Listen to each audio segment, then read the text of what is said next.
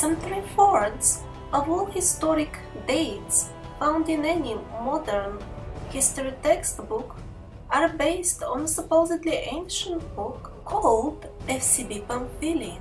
Since this ancient work was most important for the timings of all historical events, that is why the father of the fabricated history, Scaliger, took to the task himself. The mainstream history assures us that after Scaliger made a copy of this very ancient manuscript, the original disappeared. Our history, the way we know it, is mostly based on this book. The rest of so-called ancient sources are the books that were copied by the monks, but not just any monks, just few very selected and small groups. But to replace the entire history of entire planet is not that easy. Okay, they created the new version, but the real records, the real old books and the memory of the people still kept the real history that needed to be destroyed. That is why, under the false flag of religious slogans, lists of banned books were created. Most of the books, all books, not just religious books, were in these lists. Very few of the truly old books were not enlisted. Basically, everything that was old needed to be burned and destroyed completely. If one book of a given author belonged to a banned list, that meant automatically, by law, that all of the other books of this particular author were banned as well and must be given by the citizens for burning. Otherwise, the citizens would be burned themselves. And along with the books, very often in the fires would end up the authors of the books as well. The clergy appointed numerous and very strict commissions that would keep a very close eye and actually had absolute control on what could be printed and what could be not, and who possesses what kind of books at home.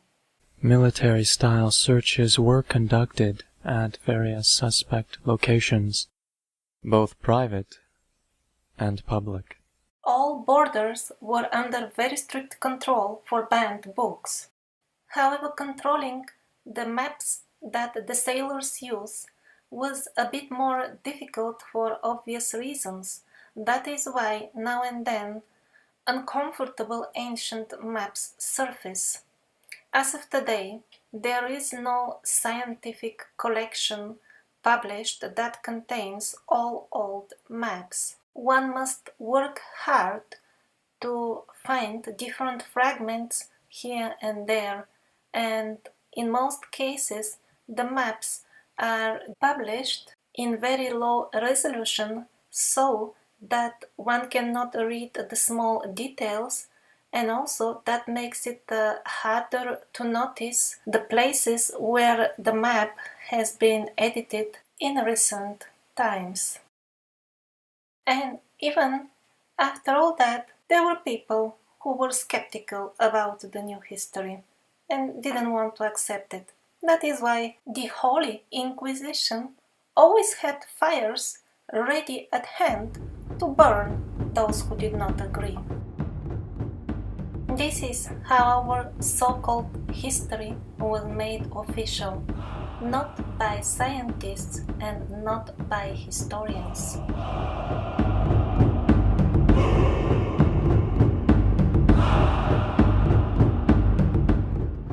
In more ancient time, the forces of evil, the parasitic forces, fought humanity openly, and everybody knew who fights whom. In more recent times, they completely changed their tactics.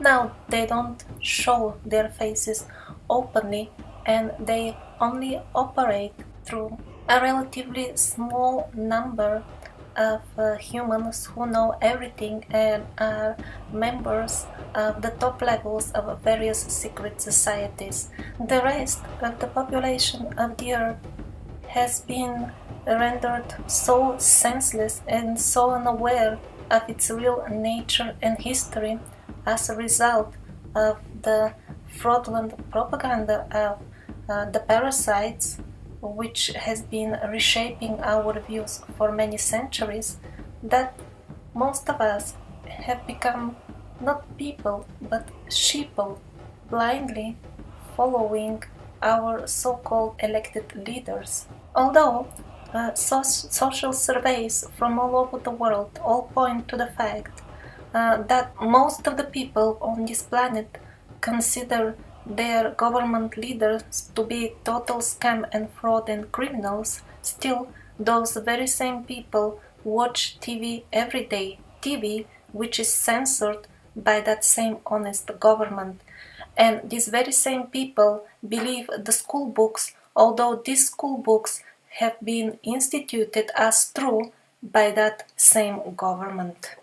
The social institution of a country or a state developed at this point of time when the parasites manage to convince certain group of people to go against their own brothers. Then the need appeared for those groups to fence up parts of the earth as their own and call them states and countries. All this is described in the Vedas as the beginning of the dark ages of Kali Yuga. Before that, there were only provinces of the great empire of the survivors. And even that so-called empire was not an empire the way we imagine it nowadays. It was not a country that kept its citizens like slaves, like the modern countries. People were free and they owned the land they were born on. Finally, sometimes in the 16th and 17th century, the parasites managed to corrupt a group of the humans on the territory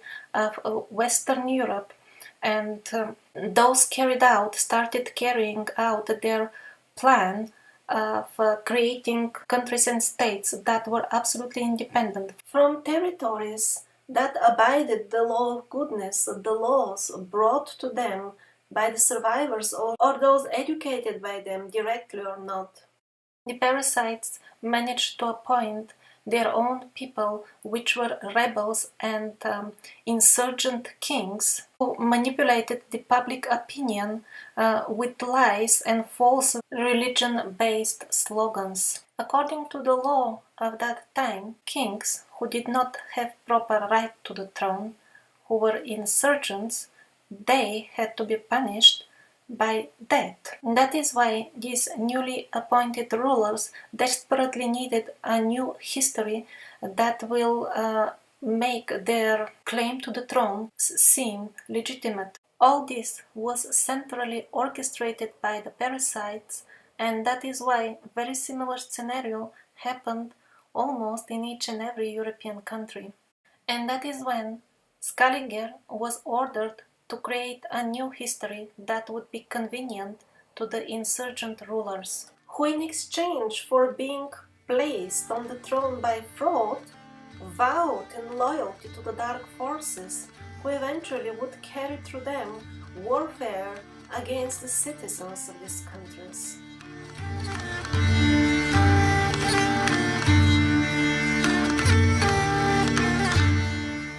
The newly fabricated history at that time was very close and similar to the real events that happened.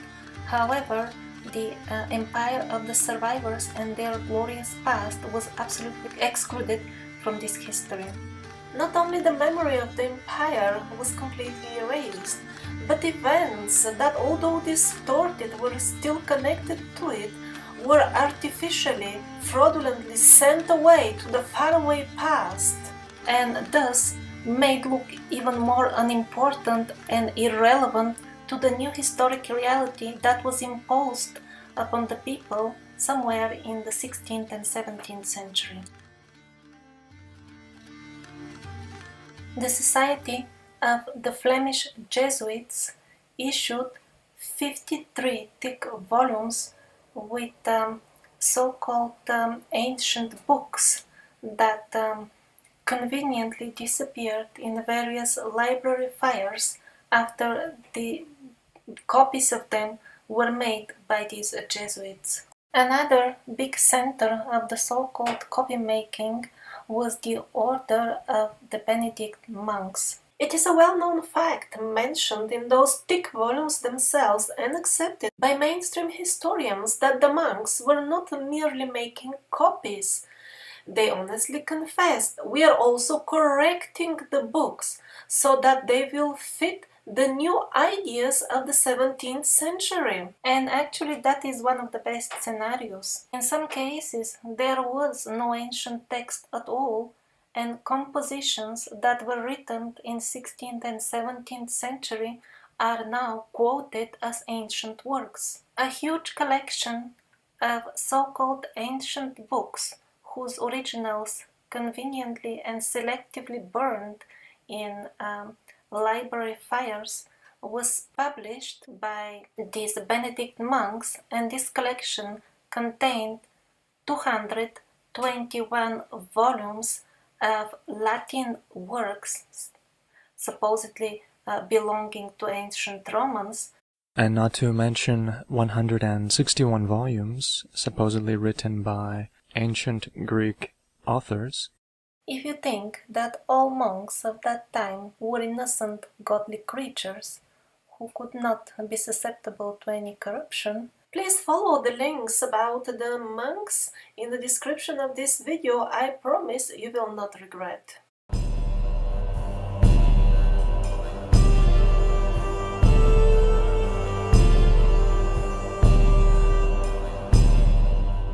Let's get into the details of how the history of a full planet was shifted, for example, with 1,000 years back in time.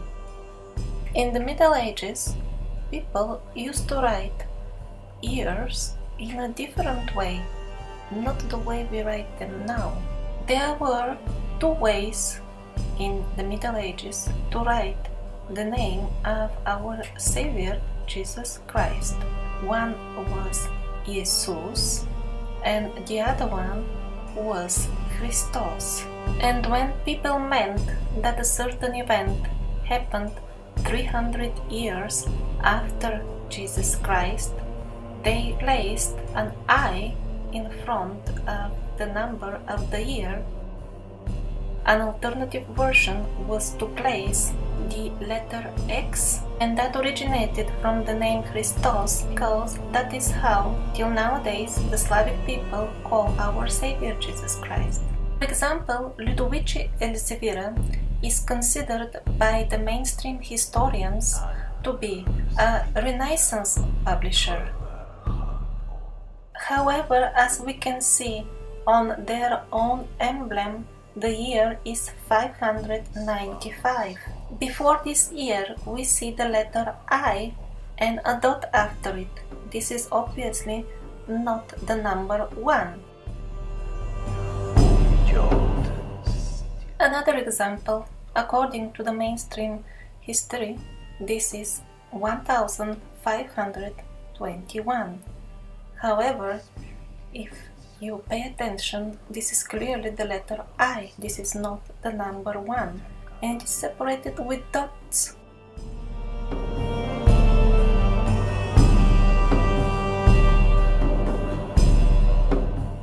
Another example. This is interpreted nowadays as year 1656.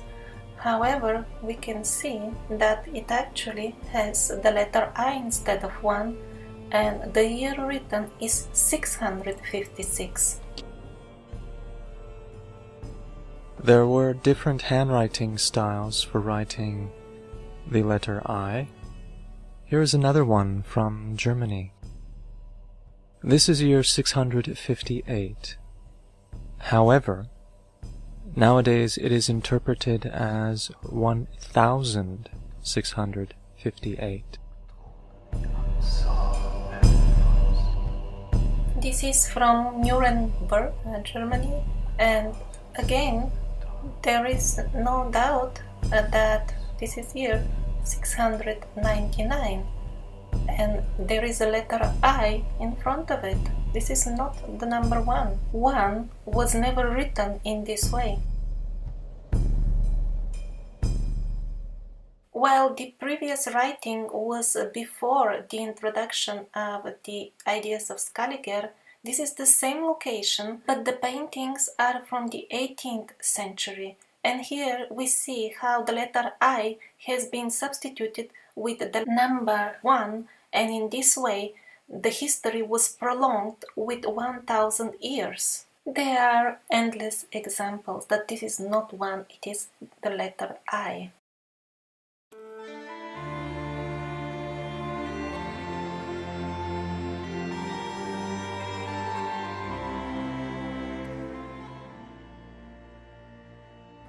In some cases, the letter I, or in Slavic the letter X, was completely omitted. Like for example, on this map, the cartographer absolutely clearly writes that this is something referring to year 740 and 750, and yet the mainstream historians conveniently place it in year 1740 and 1750. And this is not the only such example. An old emblem of the city of Vilnius. It is absolutely clearly written on it, 7th century. And yet according to the mainstream history, this is city of the Middle Ages.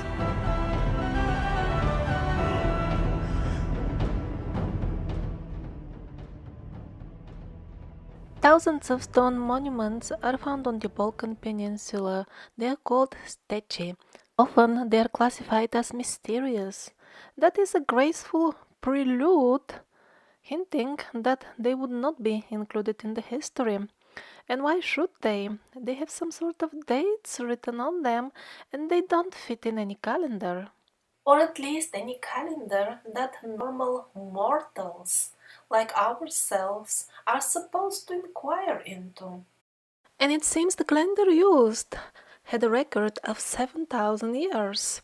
That number will come up again when we discuss the Book of Veles, which seems to be an authentic, very old book that survived the medieval burning.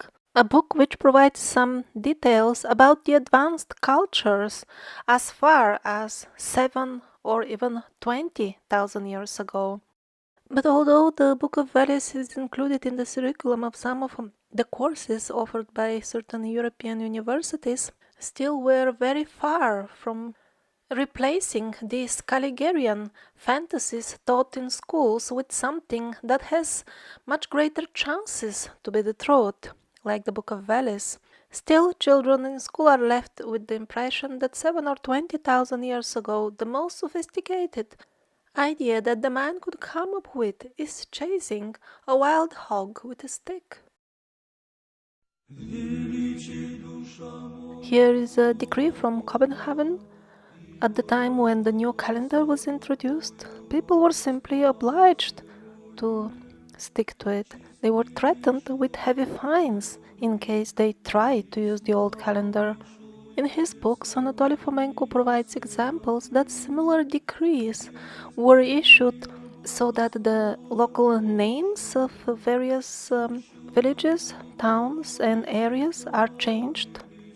Because once the actual historic name of a given place is erased, is lost, then even if somebody finds a true historic record in the future, they won't be able to figure out where did the given event take place.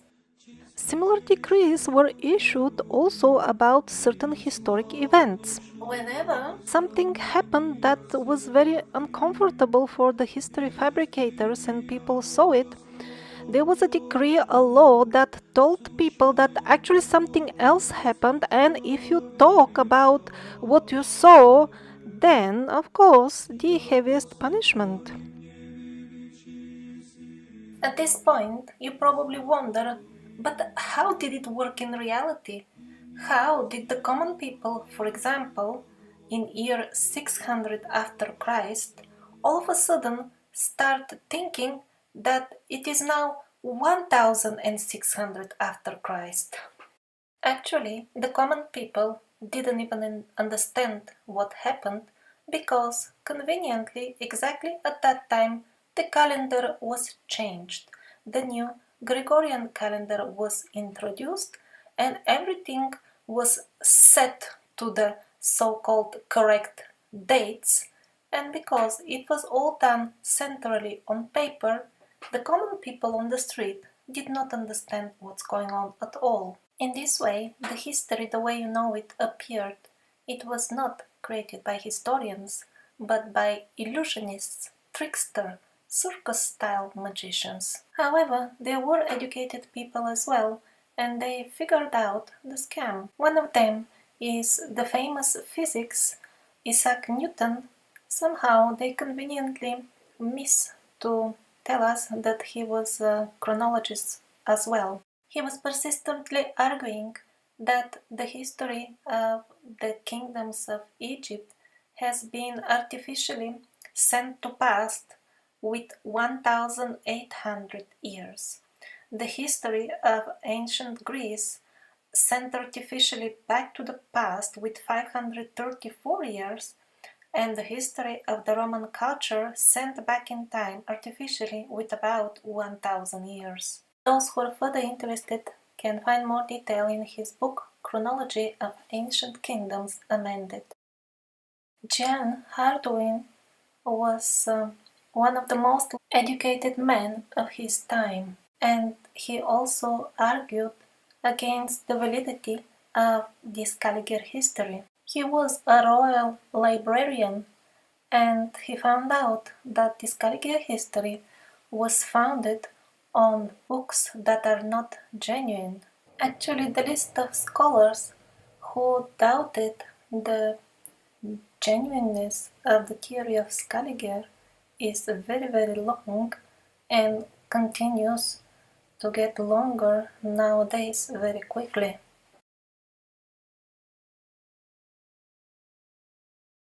I have included it for your reference in the description of this video, and I would highly recommend that you have a look at it. There are many contemporary scholars listed that also maintain their websites. Some of them could be in your native language.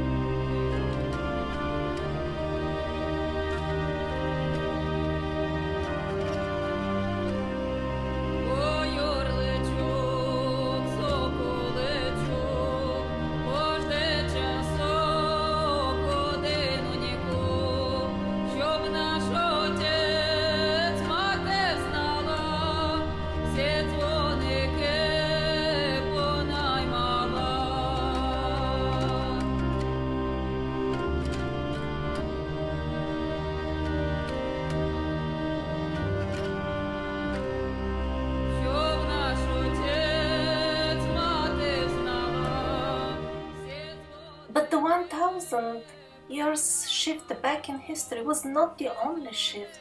Actually, it was one out of the many. Local regional shifts of the histories of individual countries were also needed, and it all depended on what kind of forgery they can do to misplace the particular regional events in a way that people will naively believe it. Let's see one example. This is a document by the famous writer Lermontov. It is used as a proof for dating historic events. It is shown in the textbooks a very low resolution. There are dates indeed on this document, and it is actually an authentic document with the authentic writing of the famous author. However, if you pay a close attention to the numbers used to write the years, you will notice something strange. The number 3 is very unusual in both cases. If we see other documents of Lermontov, we can notice that he writes 3 in a completely different manner. It is becoming pretty obvious that the 7 has been made artificially to look like 3, and in this way a given historical event has been sent back in time with 40 years. This is how our so-called history was fabricated. Sending events back in time is extremely convenient for the parasites. It creates the illusion that things have always been like this. Creates the feeling of helplessness in the common people.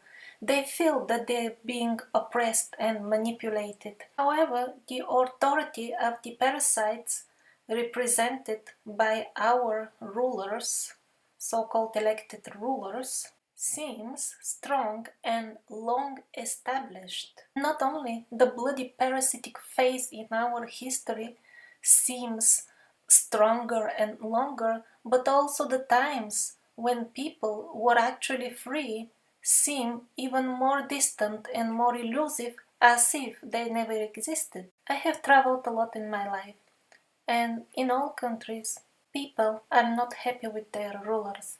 They do not feel that the presidents and the governments are representing their real will. And yet they feel powerless to do anything because they think that it has always been like this. One of the main purposes of this video is to make known to people, no, it was not like this always. And the times when we were free are much closer than everybody would expect. Mainstream history assures us that the states or countries or empires appeared naturally within the human society and were sign of their sophistication and so-called advancement. While in reality, these are nothing else but devious, evil institutions created by the parasites with the sole purpose of organizing suicidal wars amongst people. For example, scientists, Americanologists like Leonard Adam, Carl Gensi, Paul Rivet, Jose Imbellione, and many others, studied the Asian American parallels in art. They observed clear similarities in the motifs, ornaments, and stylized design of cultural artifacts between East Asia on one hand and the northwest coast of America and Mexico on the other. The similarities between the styles were too close for them to develop independently, just like that by chance. Later on, German and Austrian anthropologists who created the theory of the Kulturkreis, or culture circle or cultural field, people like Grabner, Schmidt, Ankerman, Cooper, and others tried to prove that the cultures of all the nations around the globe originated from 7 or 8 successive waves of migration of a gigantic scale emanating from a certain mysterious center which should be located somewhere in Europe or Asia. And these anthropologists concluded, unfortunately, nearly all of the parallels that we presented are of no use, as the chronological gap between them spans over many centuries. If, let's say, the lotus pattern from Amaravati, India, date to the 2nd century BC, their Mexican doubles from Chichen Itza were created somewhere around in the 12th century AD. In Cambodia, the step pyramid design appeared for the first time only in the 10th century AD, whereas in Mesoamerica that happened in the early 1st century BC. And it was only the mistaken Scaliger chronology which hindered these historians.